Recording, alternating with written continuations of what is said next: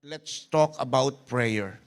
Napansin ko na ang pananalangin ay isa sa bagay na ito ay tinuro ng Panginoon sa kanyang mga disciples. God or Jesus did not even taught His disciples to preach or how to make disciples or how to evangelize. But He taught His disciples how to pray. Kasi ito yung hiling ng mga apostoles, ng mga disciples. Di ba, ang sabi nila, Lord, teach us how to pray. And Jesus taught them how to pray. I've scanned the whole Bible from Genesis to Revelation.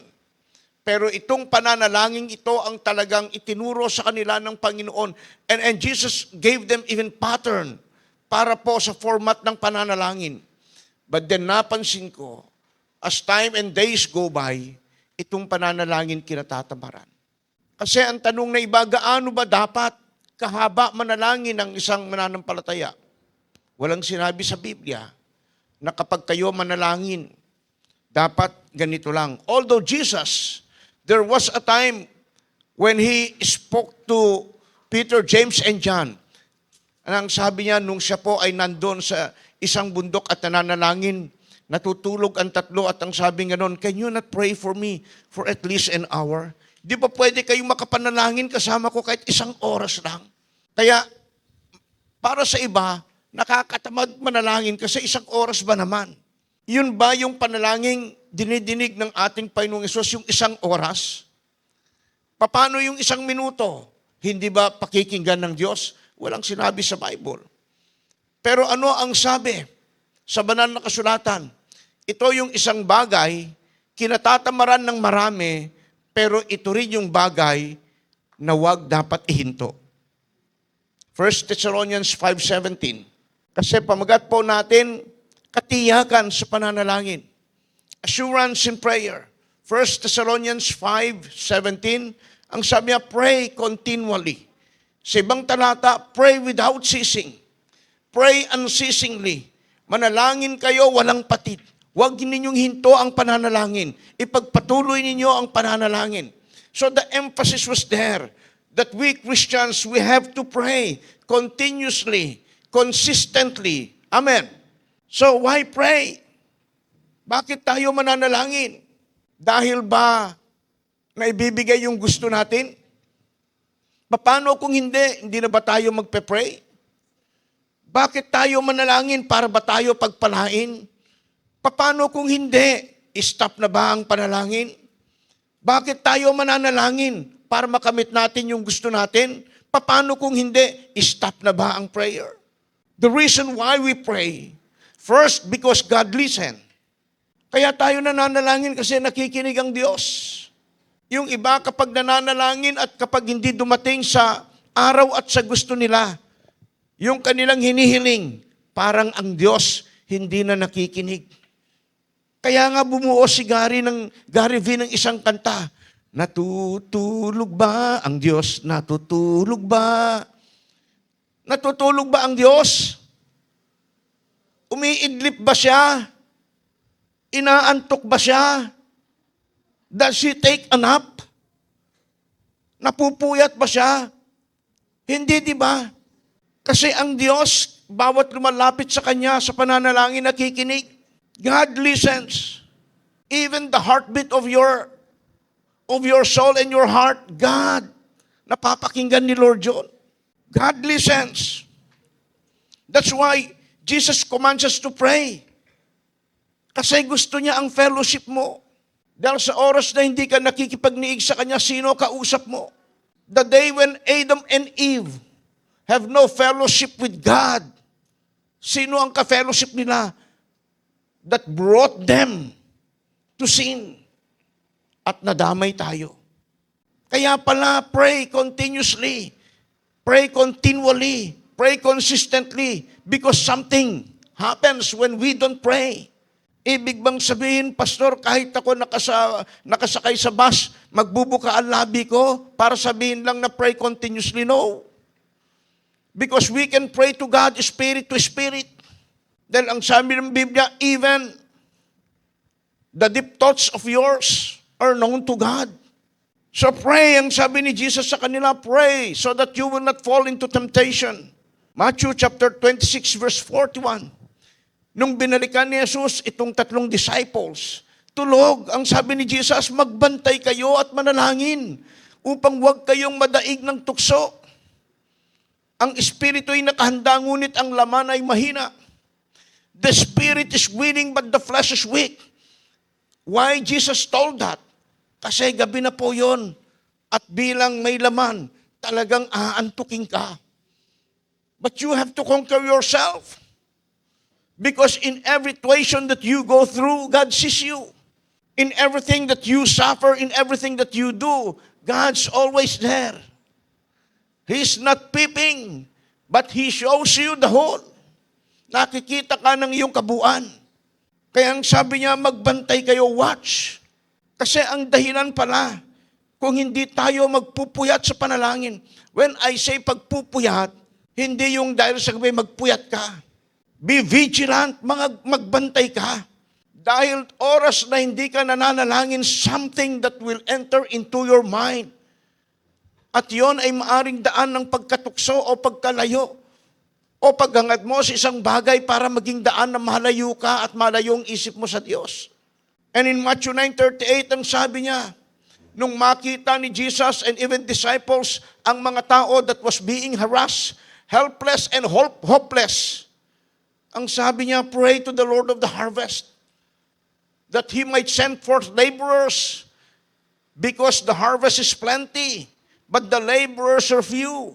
So Jesus asked His disciples to pray to the Lord of the harvest, to the Holy Spirit, which is the Lord of the harvest na magpadala. So you see Jesus, He's even commanding His disciples to pray to the Holy Spirit. Prayer is not a waste of time, but it is an opportunity and a privilege for everyone who approaches the throne of God by faith and with faith. Because it is impossible for a person to please God without faith. And anyone that approaches the throne of God must approach in faith. Prayer and faith hindi dapat lumayo sa isa't isa. Laging magkarugtong ito. So prayer is not a waste of time, but it is an opportunity and a privilege. Because when you pray, God hears. And is so attentive to our saloobin. Ang Diyos, nakikinig siya at attentive siya. Hindi siya nakikinig na habang parang nagchat-chat o nagte-text. Sige, magsalita ka lang, nakikinig ako, pero nagte-text siya. Hindi siya ganoon. Ang Lord, nakikinig. He bows down, He bends para mapakinggan ka lang ng gusto. Ibig sabihin ganoon ang attentive. Ang attentive hindi nakikipag-usap malayo. Ididikit niya ang kanyang pandinig doon sa labi para lahat ng sasabihin mo mapakinggan. Secondly, God responds. The reason why we pray, because God listens. Pangalawa, God responds. Ang Diyos po tumutugon. Hindi lang siya matapos makinig, okay, call next time. Hindi lang siya ganun. At hindi ka natatawagan, anak, pakiulit mo nga ulit yung sinabi mo sa akin nung isang araw, kasi abala rin ako na makinig sa iba. Hindi ho siya ganun. Kahit buong mundo sabay-sabay mananalangin, God listens and God responds. Yung iba nagsasawa manalangin kasi hindi dumating sa araw ng kanilang gusto. Na para bang sila ang Diyos na magbibigay ng timetable. Lord, kinukuman kita ha, nanalangin ako sa araw ng ito, dapat dumating because if not, putol ang linya. At yung iba tinatamad ng manalangin kasi sa halip na yung gusto nila ang dumating, hindi. And there were sisters in the Bible. They went to Jesus, telling that the love of Jesus, the friend of Jesus, which is Lazarus, is dead. At ang dalawa was so hopingly that Jesus would come to them. Naghintay sila, binurol nila, pero tatlong araw, inilibing na. Kaya nung dumalaw si Jesus, pang-apat na araw, patay. Sabi nila, Jesus, you're 4 days late. 4 na araw ka ng late. And it's so impossible na mabuhay pa ang kapatid namin kasi nakalibing na. He was already buried 6 feet under the ground. But Jesus has His own time.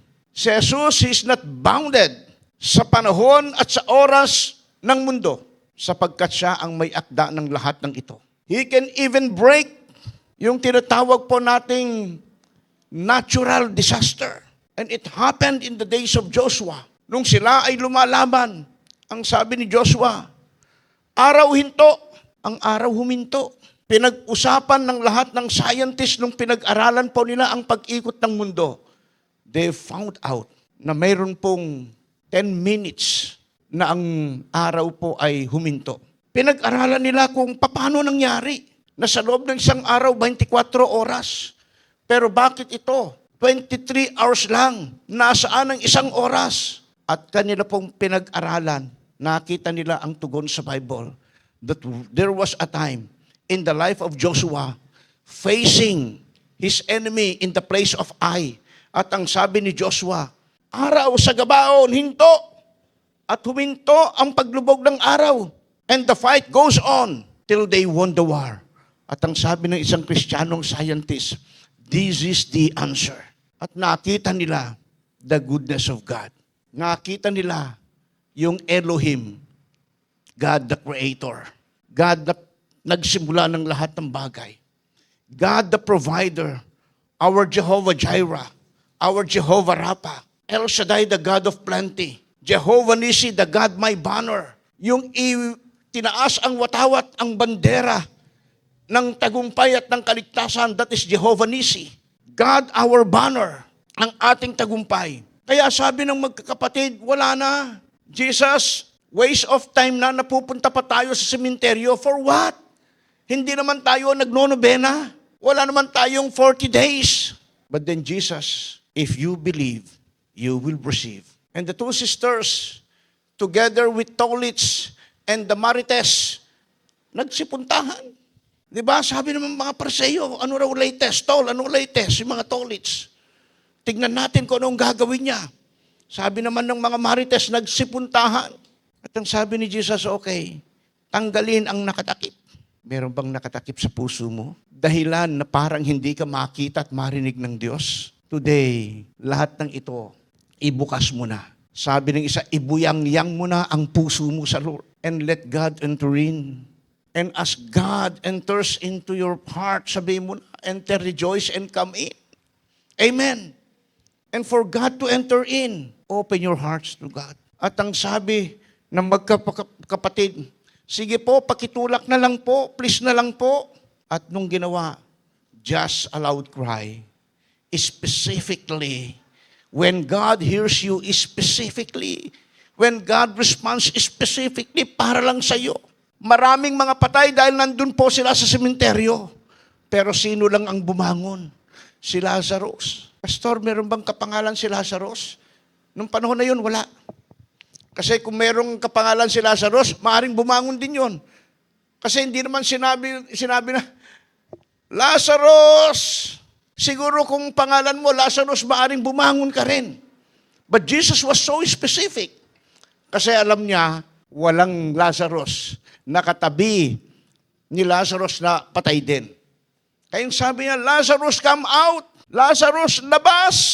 Hindi niya sinabing, Lazarus, bangon! Kasi kung bumangon siya, nandun pa rin sa loob ng, di ba, pinaglibingan. Maaring umupo lang, bumangon eh. Pero sabi niya, labas! Meron ka bang hiningi sa Lord na ang tingin mo na antala? Nag-take ka ba ng exam? Nakatatlong subok ka na, hindi pa rin? At pagkatapos, Lord, magte-take na ako ng pang-apat, it seems that you are 4 years late. Pero that's the perfect time. Ang no sa iyo. Dahil ang negatibo sa tingin mo, na parang hindi tinugon ng Lord.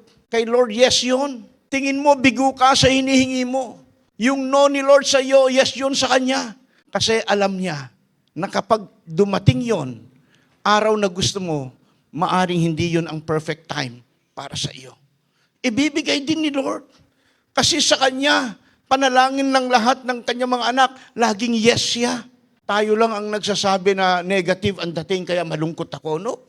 Kaya nung sabi ni Job sa kanyang asawa, magpupuri ka lang ba sa Lord? Magpapasalamat ka lang ba sa Kanya dahil binibigay niya lahat ng gusto natin? Pupurihin mo lang ba sapagkat maganda ang nangyayari sa buhay mo? Magpapasalamat ka lang ba sa Kanya dahil lahat ng gusto mo na ibigay sa ng Diyos? Pero ang sabi ni Lord, hindi.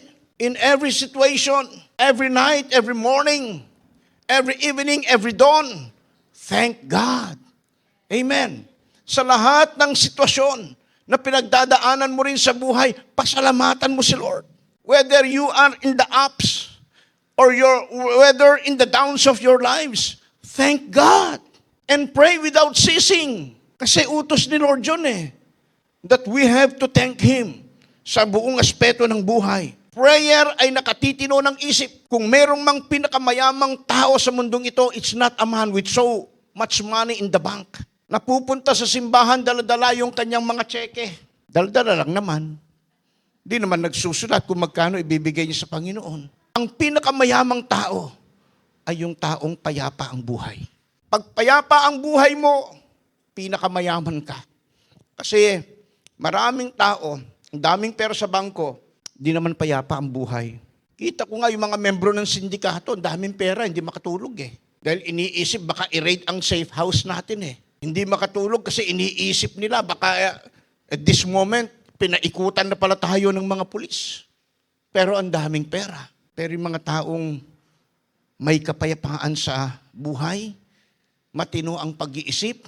Nakakita na ba kayo ng tao paghiga, gumaganong kaagad? Gifted yon, di ba? Maraming tao hindi makatulog Bumibili pa ng Lytec. Ano yung Lytec? Pampatulog. Kasi nung nagkasakit po ako, dumaan po ako sa ganon. Dahil sa karamdaman ko po, hindi po mapayapa isip ko. Tinanong na ako ng psychiatrist. I was then a pastor that time. Pastor na po ako ng mahigit 13 years. Pero isang araw nagkasakit ako. Hindi dahil sa sakit sa isip. O hindi dahil sa kaiisip. Nilason po ng dugo ko ang aking dugo. Nagkaroon po ako ng hyperthyroid toxic goiter. Pag sinabing toxic, lason. At yung goiter na yung dugo po yun. At hyper po yun. Ang bilis ko pong mangayayat. Matulog ako, hindi po ako makadulog. Yung diwa ko po, gising na gising. Nakailang doktor na po kami. Binigyan po ako ng Lytec pampatulog. Pero hindi rin ako makatulog. Pumunta po kami ni Pastor Dang, sumakay kami ng LRT. Baba kami ng Blumentritt. Sakay kami ng tricycle. Papunta po sa Chinese General Hospital. Dinala po kami sa North Cemetery. Ang sabi ng tricycle driver, akala ko po ang titignan nyo yung paglilibingan sa inyo. Yes, sinabi po niya yun. Nangiti lang ako. Because even sa panahong yon, I am ready, Lord. Yung short ko, hindi na magkasa sa akin. Dahil ang lusog ko sa kapayatan. Nauhulog na po yung short ko. Short na ni Pastor Dang yung sinusuot ko, hindi pa ho ganyan ang katawan ni Pastor Dang. Ang katawan pa niya noon ay 36, 26. Kaya yung short niya, isinusuot ko na po. May tali na po yon ng straw. Dahil nauhulog din. At kulang na lang isuot ko ang short ni Dan. Na nung panahon pong yon, si Dan as 3 years old pa lang siya. Hindi na po ako kikilala ng mga tao sa church. Si Bishop, nung ipinapakilala niya ako, umiiyak siya. It is because yung mga kapatiran po natin, saan na ba yun si Pastor Vidal? Dahil sa sobrang payat ko po at lumuwa na yung aking mata. But then I still thank God. Kung saan-saan akong hospital dinala. Lahat ng findings sa akin po ay negative. Wala po akong TB. Wala rin po akong leukemia. Wala rin po akong cancer. 2 beses po ako in-ECG, in-X-ray, CBC. Lahat po ng testing ginawa. Nagtataka ang mga doktor. Wala po silang makitang sakit. Nakarating na po ako sa Malacanang Hospital. Wala rin po akong findings. Hanggang sa nakarating kami sa Chinese General Hospital. Pagdating doon, mahal pala ang bayad. Sabi ko kay Pastora, uwi na tayo. Ang bayad, nung panahon na yon, ang consultation ay 350. Pero ang pepera po namin, 200, pauwi pa ho kami ng Bikutan. Kaya ang sabi ko, uwi na lang po tayo. Sabi mo na sa secretary, balik na lang tayo bukas. Sabi ng secretary, no, nakasulat na po ang pangalan nyo at kayo na po ang tatawagin ni Doc. Tinawag ang pangalan ko. Nakahanda na ang sasabihin ko, pagpasok, Doc, wala kaming pambayad. Pero pagpasok, ang bati sa akin ng doktor, kumusta ka, Pastor? At ang sabi niya, I'm a Buddhist. At pagpasok namin, dalawa ni Pastor Dang, ang ganda pa ng tugtog niya, let me call you sweetheart. And then ang sabi sa akin, Pastor, can you tell your testimony how have you become a pastor? At ang sabi ko, nag-testify ako. Simula ng simula. At ang sabi niya, Pastor, while telling your testimony, can you do the piano?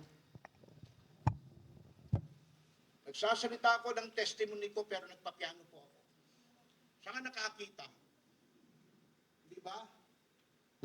Para ka ngang may hibol, sabi ng Batanggenyo. Abay, ikaw may yoying, nagte-testify ka, nagpa-piano ka. Because during that time, hindi ko po maganon yung kamay ko. Ganun po ako noon. Ganun po ang taong may sakit ng hyperthyroid toxic goiter. Ubo po ako, yung tuhod ko, ganun ng ganun din. Kaya pansinin nyo, nakatayo ko. Yun po ang sitwasyon ko. At kapag umatake, lahat ng muscle, kung saan matatagpuan yung muscle, pag umatake yan, mamimilipit ka sa kirot at parang mamamatay ka. Yung muscle dito, yung muscle dito, yung muscle dito, lahat po yan biglang magtataasan. Pati yung sa muscle sa binti, kapag yan po nagsabay-sabay, para ka pong mangingisay, ganun po ang sakit. But then, I keep sharing the Word of God. May sakit ako, pero pinipilit kong magpunta sa church. Bikutan hanggang Pasay, ilang sakay ng tricycle at ng jeep. At pagbaba mo, hindi na po yung church, maglalakad ka pa, tatawid ka po sa EDSA. Pray continually. Pagalingin man ako ng doktor, ng Diyos o hindi, magpapatuloy pa rin akong mananalangin. For it is commanded by God to pray continuously. Pagkatapos po noon, umiyak si Dr. Tanchochong through the testimony that I have. That in spite of nothingness, sa kabila ng aking kakulangan, dahil sinabi ko wala kaming pambayad, nakita niya there is still joy in my heart, testifying and lifting Jesus. Ang sabi niya, I'm a Buddhist and you're a Christian pastor. Can you pray for me? Doon sa isang room na yon, sabi ko sa kanya, Doc, the message of the song, it is the message of God to you. Because now that you receive the Lord Jesus Christ as your Lord and Savior, can God call you as His sweetheart? Umiyak siya, at ang sabi niya, wala ka nang babayaran. Balik ka weekly. Lahat ng yon walang bayad. At yung may karamdaman na alam ko ganun ang sitwasyon, kahit nung nandito na kami, dinadala ko doon sa China, sa Metropolitan na dahil doon na po siya nalipat.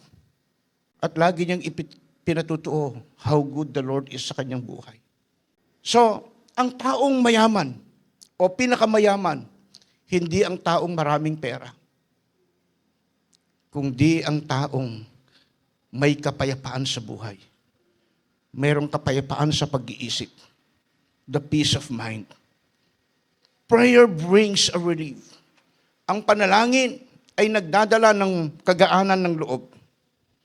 Di ba tayo kapag meron tayong saloobin at ating sinare ito sa kapwa, ay gumaang yung ating pakiramdam kasi po atin ito binahagi. Ganon din sa prayer. Ano ba ang sitwasyon mo ngayon? Dalhin mo sa Panginoon. Yun ang sabi ni Lord. Pray without ceasing. Because God is wanting to hear every words that you say. Ano ba ang sitwasyon ngayon? Happy ka? Sad ka? Di ba? May pinaglalamayan ka ba sa buhay mo? Lahat ng yan gustong mapakinggan na Lord. Di ba? Parang nanay at o magulang sa kabata. Anak, ikwento mo naman sa akin yung nangyayari sa school. Anak, ikwento mo naman sa akin yung pinasyalan nyo. Kahit alam mo na, gusto mo pa rin mapakinggan yung tinig. Kasi ang tinig mo ay musika sa pandinig ng Panginoon. Maaring pag kumanta ka, ang mga tao magtatakip ng tenga, pero si Lord hindi. Kasi yung boses mo, it is a music unto the ear of God. Amen. Psalms 17 verse 6, ano ang sabi? I am praying to you because I know you will answer. O God, bend down and listen as I pray. Ang sabi niya, I am praying to you. Kasi ikaw ay nakikinig. Even in Psalms chapter 5 verse 3, anong sabi niya? My voice shall thou hear in the morning. O Lord, in the morning will I direct my prayer unto thee and will look up. Kasi anytime, umaga man yan, tanghalian man yan, gabi man yan, madaling araw man yan, when you pray, God hears and responds. Amen. Nakikinig siya. Pastor, kahit saang dako ba? Oo, kahit saang dako. Kahit nasa consolidation room ka. CR. Consolidation room. Sabi nga, even in the mountains peak, He's there. Kahit sa pinakataas na tuktok ng bundok, naroon siya. Even when you are at the lowest peak of your life, nandun siya. At the lowest ebb of your life. Kahit doon sa tingin mo talagang lunod ka na dahil sa dami ng problema, nandun siya. Kaya sabi ni Haring David, Lord, saan ako pupunta? Pumunta man ako sa pinakamalayong silangan, naroon ka. Pumunta man ako sa pinakailalim ng dagat, naroon ka. Pumunta man ako sa Sheol. Ibig sabihin ng Sheol, Hades. Pumunta man ako, even in hell, nandoon ka. Kaya sabi ni David, saan pa ako pupunta? Naroon ka lagi. In short, that prayer of David gave us an assurance. Saan ka man naroon, kaya kang samahan ng Diyos. At gaano mang kalakas o kahit wala ka ng boses sa pananalangin, kaya ka pa rin dinggin ng Panginoon. Do you believe that? So He shall call upon me, ang sabi ng Psalms 91 verse 15. He shall call upon me and I will answer him. I will be with him in trouble. I will deliver him and honor him. Because he loves me, said the Lord. Dahil mahal niya ako, kakasamahin ko siya, anuman ang trouble ng kanyang buhay, ililigtas ko siya. I will honor him, ibig sabihin pagpapalain ko siya. Dahil mahal ka ni Lord. In Isaiah chapter 65 verse 24, ito maganda. And it shall come to pass that before they call, bago ka pa tumawag, I will answer. Hindi, tatawag ka pa lang. O ano, parang yung tanong na, may tanong ako sa iyo, o eto ang sagot. Ganun kaagad eh. Di ka pa nagtatanong, may sagot na. Diyan kinuha ni Jose. Ha? Yung salita na, ito ang tanong, ito ang sagot. Yan kinuha kasi. Di ba sabi ni Lord, before they call, I will answer. Bago ka pa tatawag o tumawag, may tugon na si Lord sa iyo. And while they are yet speaking, I will hear. Sa Tagalog, ang ganda. At mangyayari na bago sila magsitawag, sasagot ako. At samantalang sila'y nangagsasalita, aking didinggin. Sa ibang translation, tumutugon agad si Lord. That's the reason why God is encouraging us to pray and non-stop praying because He listens, He answers, He responds. And lastly, God acts. Nakinig, tumugon, may action. He is the God of action. Hindi lang siya, okay, narinig ko kita, oh, next. I will call you later. Hindi ganun si Lord. At that very moment, my action, because He's an action God. Jeremiah 32 verse 27, anong sabi niya? I am the Lord, the God of all peoples of the world. Is anything too hard for me? Ano man ang sitwasyon mo, hindi kayang tugunin ng mga doktor, hindi kayang ibigay ng sinuman kahit ng pinakamayamang tao. Ang sabi ni Lord, mayroon bang mahirap sa akin? Is there anything too hard sa Diyos? Mayroon bang mahirap sa Kanya? Wala. Mayroon bang imposible sa Kanya? Wala. Sa Diyos, imposible ang wala. Because everything you ask for, laging may tugon si Lord. And He's a man of action. And He's a man in action. Hindi lang siya of action, but He is in action. And He is the God that executes. Umaksyon na siya, tutuparin pa niya. Exodus chapter 10, verses 1 and 2. Ito ay sitwasyon nang ang Diyos ay kanyang ibababa ang 10 salot sa Ehipto. At ang sabi ng Lord kay Moses, the Lord said to Moses, go to Pharaoh, for I have hardened his heart and the hearts of his officials so that I may perform the signs of mine among them. Balik ka, sabi niya kay Moses, balik ka doon. Lalo kung patitigasin ang puso niya. Kasi doon sa matigas na puso niya, pati ng mga opisyal niya, doon ako maghahayag ng aking himala. Mayroong isang taong patay na nung panahon ng 1980s. Kalimutan ko lang yung pangalan, pero Pinoy po ito. Nakilala ang taong ito sa pamamagitan po ng Signs, Miracles, and Wonders sa kanyang ministry. I was then bago pa lang sa pananampalataya at kunento ni Bishop, in-invite siya ng isang mangkukulam o sorcerer. Alam mo ang sabi niya? Kung totoo, sabi ng mangkukulam nito o sorcerer, witchcraft o anuman, kung totoo ang Diyos mo, sabi niya, yung kalendaryong yan, punitin mo nang hindi mo gagamitin ang iyong kamay. Alam mo, sabi ng taong ito, ang Diyos ko ay hindi Diyos ng nagwawasak, kundi ang Diyos ko ay Diyos ng bumubuo. At ang sorcerer, pinakita niya ang galing niya.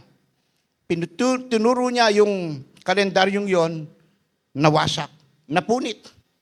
Yan ang Diyos ko, kayang gumawa ng himala. At ang pastor namang ito, na lingkod ng Diyos, tinuro din niya yung kalendaryong yon, nabuo. At ang sabi niya, yan ang Diyos ko, bumubuo ng mga wasak. Kahit wasak ang puso at buhay mo, kaya kong buuin ng Lord. God can turn those sorrows into joy. God can turn those sorrows into dancing. Sabi rito ng Lord, pinatigas ko ang kanyang puso. And verse 2, that you may tell your children and grandchildren how I dealt harshly with the Egyptians and how I performed my signs among them, and that you may know that I am the Lord. Si God nagpapakilala through miracle signs and wonders. Balik ka roon, patitigasin ko ang puso niya at sa pamamagitan yon mahayag ang aking kalooban. Namatay inilibing si Lazarus at sa pamamagitan nun mahayag ang aking kalooban, sabi ng Diyos, and it happened. At nung nandun na si Moses kay Pharaoh, pinatigas nga ng Lord, lalong ayaw niya to let the people of God go out from Egypt to Canaan. Pero there's something happened. Dumating ang lahat ng mga salot at siyang panghuli ay kamatayan ng mga firstborn. Hindi lang ng tao, pati na yung mga hayop. At yung salot na yon, dinisplay ni Lord ang kanyang kapangyarihan. Because God executes. Amen. God is a God of vengeance. Kung tayo naapi, kung tayo pinagbibikaan, God executes. Prayer makes all things possible. Pag nananalangin ka, dahil yun ang gusto ng Panginoon, lahat ng karaingan daing mo sa buhay, may mangyayari kasi. Kasi ito yung isang bagay na punong-puno ng kapangyarihan pero kinatatamaran. Nakita ko ang mga pastor, meron din kaming prayer every Saturday. Pero pag tinitignan ko, puro babae lang. Ilan ng pastor sa buong 13, mahigit 100. Pero pag titignan mo, dumadalo doon sa prayer, ilang tao lang nire-represent ang kanilang simbahan. Minsan wala pang 10. Kasi nga, ang prayer, pinakamadaling gawain kasi nga upo ka lang magsasabi ka, pero pinakamahirap din. Dahil salita ka ng salita na alam mong walang nakikinig sa iyo. At minsan yung nakikinig pa sa iyo, nakatabi mo, sa haba ng prayer mo, ang panalangin niya, Lord, pahintuin mo na. Diba, Lord, ang dami na sinasabi nito. Kaya yung ibang nakikinig, naglalakbay na ang isip kung saan-saan. Iniisip na anong kakainin sa bahay, anong lulutuin, kasi ang haba ng panalangin. Pero itinuro ni Jesus, manalangin ng walang patid. Do not underestimate prayer, for there is life in it. Tayong lahat ay tumayo. Huwag nating mamaliitin ang panalangin, may buhay doon. Kasi your prayer is our fellowshipping with God. Yung pagsambit mo ng lahat ng sitwasyon sa buhay mo o ng pagpupuri mo sa Panginoon, gustong-gusto ni Lord Diyo. Tayo nga, hindi na nga natin maintindihan yung bata, yung baby na kinakausap natin, hindi natin maintindihan, pero ang magulang gustong-gusto. Nandun po kami nung kabilang linggo sa Tarlac, Santa Ignacia. Mas malayo doon sa pinuntahan po natin na church ng in-invite po ako ng isang bishop. 3 laki po nito ang kanilang simbahan. I was invited to speak. Bishop yung nag-invite po sa akin doon. Meron siyang apo. Sabi ko, ilang taon na yung apo mo? 4 years old. So sabi ko, meron din akong apo, 4 years old. Pero nung magsalita yung bata, hindi namin maintindihan. Kasi yung aming apo, hindi naman bulol. May mga bagay din na minsan, raw. Pero ito, mas lalo na. Pero ang lolo't lola, naintindihan lahat, tuwan-tuwa sila. Ganun kay Lord. There are times you cannot even express yourself to God, but God knows it. Amen. May panahon na hindi mo kayang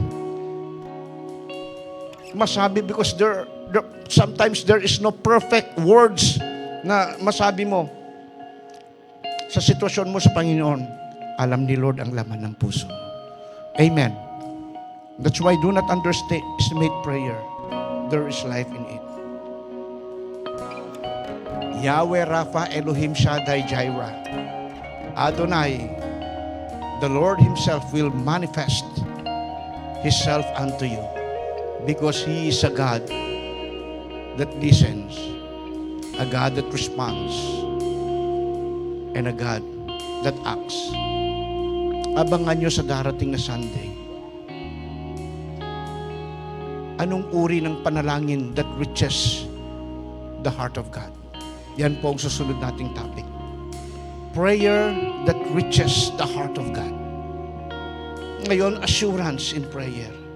Nagpe-pray tayo because God assures us that He hears, He listens, He's so attentive, He responds, and He executes.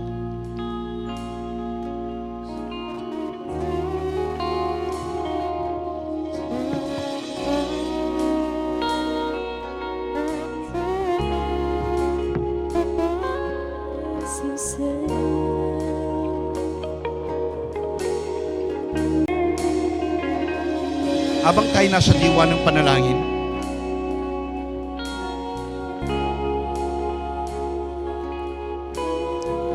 pakawalan mo ang sarili mo sa oras na ito. Pakiramdam mo ba nakulong ka ng isang problema? Meron bang sikreto sa buhay mo na gusto mo mang ihayag pero minsan hindi ka lang natatakot, nahihiya ka? Sabi mo sa Panginoon, nakakahiya man yan. Sabi mo sa Lord, kasi alam naman niya sitwasyon mo eh. Bakit mo ililihim? Sa Diyos walang gabi. Ang dilim at liwanag sa Kanya ay pareho rin. Nahihirapan ka ba ngayon? Pakikipagrelasyon mo sa mga cell members mo, hirap ka ba ngayon? Relasyon mo sa pakikipagkapwa-tao mo, Nahirapan ka ba ngayon? At namimili ka lang ng gusto mong kasama? Dahil ang tingin mo yun lang nakakaunawa sa iyo? Mas naunawaan ka ni Lord. Minsan yung gusto mong makasama, ipapahamak ka niyan. Dahil yan, minsan mga konsentidor sa buhay yan. But because He loved you so much, He wanted you not to fall into temptation or even to fall in sin. But He wanted na mapalapit ka, not in sin, but in the Son of God. Nakipagrelasyon ka ba? Tingin mo ba yung karelasyon mo, tamang tao yon para sa'yo? May buhay ka ba doon? Kung wala kang katiyakan ngayon pa lang, stop everything and let yourself be near to God. Kasi ang Diyos ang nagpapadala. Kasi ang puso madaya. Akala mo siya na. Ang tao marunong mang-iwan. Kahit gaano mo kamahal yan, minsan iiwanan ka niyan dahil mayroong kamatayan. Pero sa Lord, ngayon at kailanman hindi ka iiwanan. At kapag si Lord nagbigay ng partner, wala kang pagsisisihan sa buhay. At kapag si Lord nagbigay yung tamang panahon, tamang kahandaan ng isip at ng puso, hindi yung naglilihim ka sa magulang mo para lang may pangyari ang gusto ninyo. Kapag ganun ang sitwasyon mo, anak, mali yun. Dahil ano't ano man ang mangyari, magulang pa rin ang magiging karamay mo. Pero sinaktan mo na ng kalooban dahil di ka naging tapat sa kanila.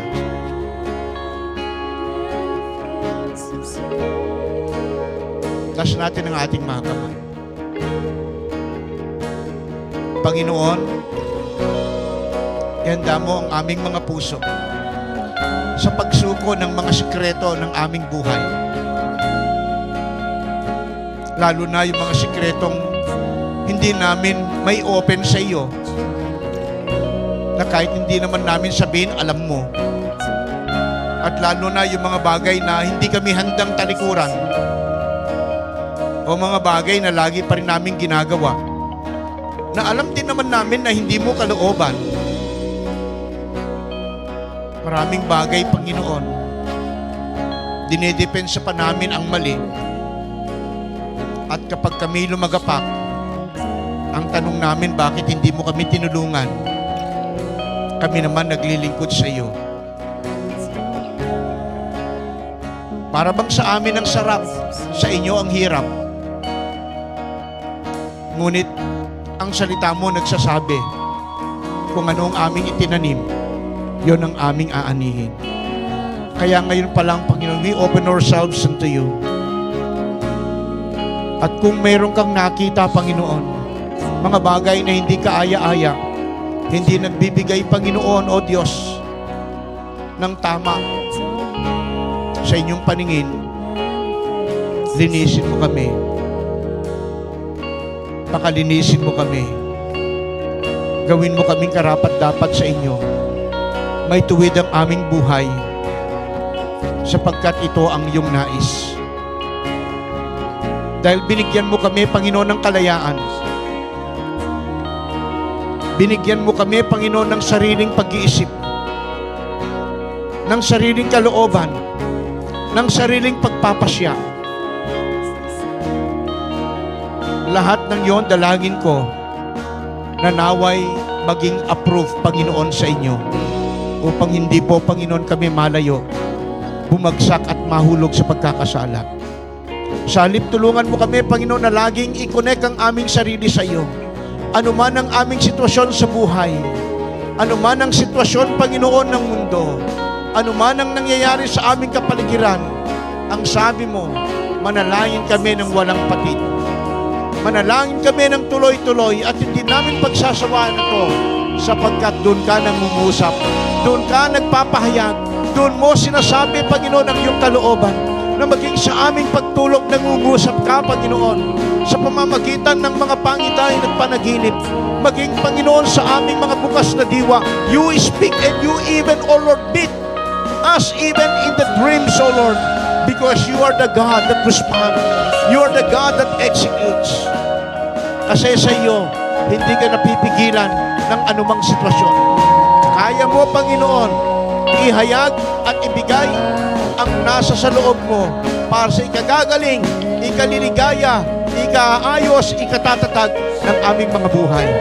Hiling namin mangyari ang iyong kalooban ngayon sa aming buhay. Salamat po. Salamat po. At patawad sa aming nakaraan. Salamat po sa pangalan ni Jesus.